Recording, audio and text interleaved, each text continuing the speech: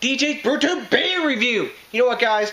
I'm ready for a bit of hops in my life. A little bit of that liquid sunshine. Maybe a bit of California love in a bottle. And where am I going to go to get said hops infusion today? I'm going to go to Stone Brewing Company out of Escondido, California, US of A. Yay, yay! And I'm going to have their Stone IPA. Now you're saying, DJ, Stone IPA? When you've had all these bigger and badder Stone beers in the past?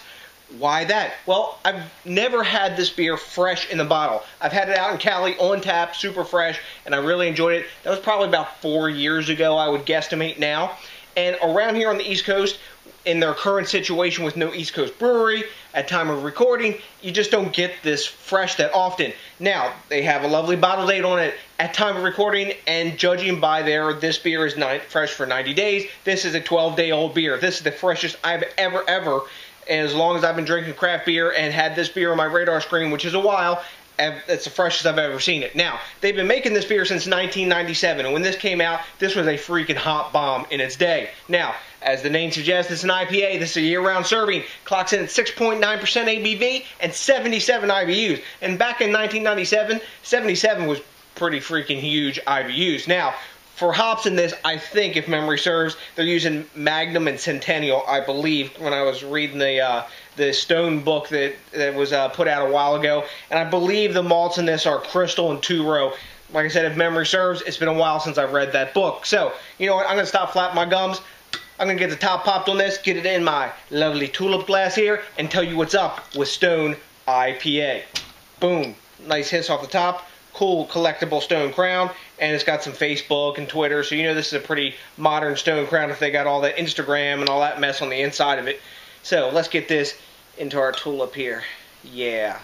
It's been a while since I've used this glass. I picked the tulip because I figured back in 1997, that was probably like the cool glassware for an IPA, right? A tulip glass, wouldn't you think? I think so. Anyways, let's look at this beer. Mildly hazy, just golden amber color with some orange hues to it. We got a nice one finger head, really tightly packed around the side bubbles, little soap sudsy at the top. When I swirl it and agitate it, the head builds more. Yeah, actually getting a little tiny bit of alcohol legs. It is 6.9%, so you're getting alcohol leg territory and starting to get some nice glass lacing. I'm pretty sure when I drink this down, it'll have nice glass lacing. Now, back in its day, you know, their claim to fame was dry hopping this for like an extra 2 weeks, and that was like way extreme back in those times. Oh, how the IPA landscape has changed. Witness Ruin 10, Guter Damarang, and all the other IPAs they produced since then. So, enough of that. Let's see what's up in the aroma department. Diving in. Man, citrus, pine, up in your face, like orange zest citrus, like a bit of sweet, bready sweetness also. Herbal hops, pine, grassiness, big citrus. Quintessential, classic, like straight single IPA from California. Aggressive hoppiness with just enough of malt in the background so the aroma's not crazy. No alcohol at all in the aroma. I'm thirsty. I'm diving into this one, guys. Cheers. Finally found it fresh. Oh, nice. Wow. Awesome. Right up front, citrus zest, grapefruit and like orange zest citrus. Grapefruit up front, middle you get a little bit of malt sweetness, back end you're getting pine, grass, and with like a tangerine citrus aftertaste. No alcohol taste at all. It's a medium body, it's not thin or watery tasting. Carbonation is spot on and smooth. Look at the gorgeous glass lacing, just as I suspected. Stone beers are really precise looking, I think, in the glass. You know, you can tell they took time. They filter them, somewhat so. But, wow, really delicious beer.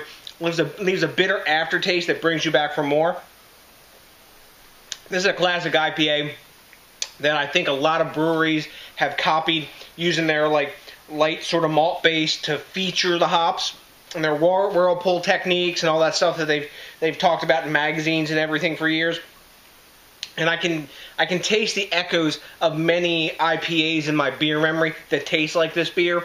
And I can also see how this was kind of like a base in thinking before they came out with Ruination and then Ruin 10, like steps up in that ladder of hoppiness and up in your face as the beer drinking public's palate changed and their their palate threshold and, you know, what their expectations of a hoppy beer changed. This is a really cool beer that I'm just digging.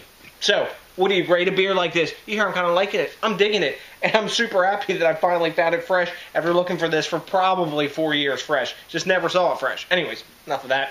Rate beer gives it a solid 100. A+. Ba-boom. You know what? As a classic, you know, IPA, single IPA, I can see how somebody would give this 100. And it's got a really long track record of ratings and stuff goes there. Beer Advocate's giving it just on the verge of an A 94. I think I'm going to give it an A. It's not an A+ or an A- in my book. This is an A-level beer. It's super solid. It stands up to the test of time, even though it's since 1997. As single IPAs go, this would be like one of my go-to IPAs if I could find it fresh often, which you can't around here. Really tasty. Probably even better in a can. Would even last longer, even freshness-wise. But, man, just a super tasty brew. And you know, so many, like, they have their go-to IPA now, which is their session beer.